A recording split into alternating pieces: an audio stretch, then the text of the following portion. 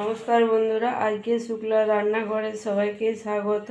আজ একটা নতুন রেসিপি নিয়ে চলে এসেছি। আজকের রেসিপি হলো ইঁচড়ের কোপ্তা কারি। আমি কিভাবে বানাচ্ছি প্রথম থেকে শেষ পর্যন্ত পুরো ভিডিওটা দেখতে থাকুন, আশা করি ভালো লাগবে। এর জন্য প্রথমে আমি ইঁচড়টাকে কেটে ঝলি ভিজিয়ে রেখেছি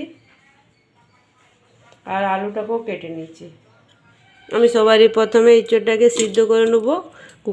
আমি কুকারের মধ্যে জল দিয়ে দিচ্ছি আর ইঁচড়টা দিয়ে দিচ্ছি আর আলুটা দিয়ে দিচ্ছি আর দিয়ে দিচ্ছি অল্প একটু নুন হলুদ। আমি একটু নুন হলুদটাকে ভালো করে নেড়ে চেড়ে মিশিয়ে দিচ্ছি। এবারে কুকারের ঢাকাটাকে লাগিয়ে দেবো। খুব ভালোভাবে সিদ্ধ হয়ে গেছে। এবারে ইঁচড়টাকে আমি তুলে একটা জায়গার মধ্যে নিয়ে নেবো। জলটা ঝরিয়ে আমি নিয়ে নিলাম একটা জায়গার মধ্যে। খুব ভালো করে আমি ঠান্ডা করে নেবো। মধ্যে দিয়ে দিচ্ছি পরিমাণ মতো বেসন, মধ্যে দিয়ে দিচ্ছি 1 চামচ চাল গুঁড়ো দিলে মুচমুচে হবে কোপ্তাগুলো।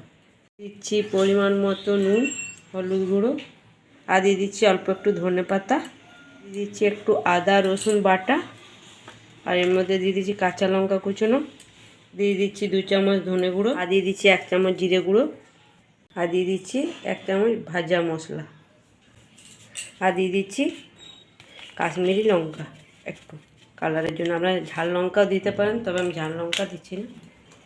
এবার সব উপকরণগুলো ভালো করে মেখে নেবো। আমার ঠান্ডা হয়ে গেছে অনেক। আমার খুব ভালোভাবে মাখা হয়ে গেছে। মাখাটাকে এইভাবে করতে হবে যেরকম কোপ্তার শেপ দেওয়া যায়, এইভাবে একে একে আমি কোপ্তার শেপ দিয়ে নেবো। আমি কোপ্তার শেপ দিয়ে নিচ্ছি, তবে খুব বেশি আমি বড় বড় করব না কোপ্তাগুলো। আমি কোপ্তাগুলো ভাজার জন্য তেল চাপিয়ে দিয়েছি। তেলটা আমার গরম হয়ে গেছে, লো টু মিডিয়ামে করে রেখেছি গরম করে। এবার একে একে কোপ্তাগুলো দিয়ে দেবো তেলের মধ্যে।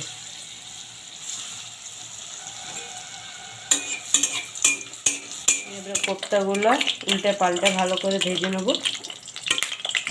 এই কোপ্তাগুলো আমার খুব ভালোভাবে ভাজা হয়ে গেছে। এবার কোপ্তাগুলোকে আমি তুলে নেবো আর বাকি কোপ্তাগুলো এইভাবে ভেজে নেবো।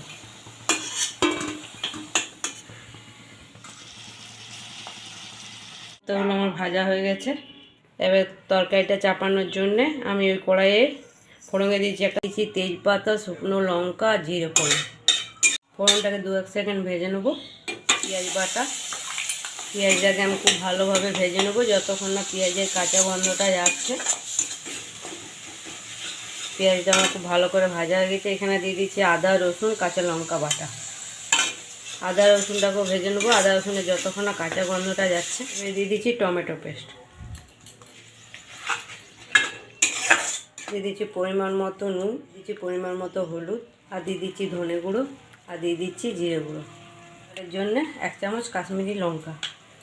এবার সব দিয়ে আমি ভালো করে মশলাটাকে কষিয়ে নেবো 2-4 মিনিট সময় ধরে। মশলাটা আমার খুব ভালো করে কষানো হয়ে গেল। আস্তে আস্তে তেলও ছেড়ে দিচ্ছি মশলাটা থেকে। এবার দিয়ে দিচ্ছি জল আর দিয়ে দিচ্ছি সামান্য একটু চিনি। আমার ঝোলটা ফুটে এসছে। এবারে কোপ্তাগুলো আমি ঝোলের মধ্যে দিয়ে দিচ্ছি। কোপ্তাগুলো দিয়ে 2-1 মিনিট আমি ফুটিয়ে নেবো। 2-1 মিনিট ফুটিয়ে নিলে কোপ্তার ভেতরে ভালো করে নুন মশলা ভালো করে ঢুকে যাবে। 2-1 মিনিট আমার ফুটে গেল। এবারে দিয়ে দিচ্ছি হাতে ঘষে কিছুটা কসুরি মেথি, দিয়ে দিচ্ছি অল্প একটু ঘি আর দিয়ে দিচ্ছি অল্প একটু গরম মশলা আর দিয়ে দিচ্ছি ধনে পাতা। আমি এইভাবেই নামাচ্ছি। এই গ্রেভিটা পুরো চাপচাপ হয়ে গেছে। এটা চাপচাপই ভালো লাগবে, মাখা মাখা। কোপ্তাগুলোর মধ্যে যদি মশলাটা লেগে থাকে তাহলে ভালো লাগবে খেতে। ইঁচড়ের কোপ্তা রেসিপিটা আপনাদের কেমন লাগলো অবশ্যই জানাবেন। যদি ভালো লাগে লাইক শেয়ার সাবস্ক্রাইব করবেন আর পাশে থেকে সাপোর্ট করবেন। ধন্যবাদ।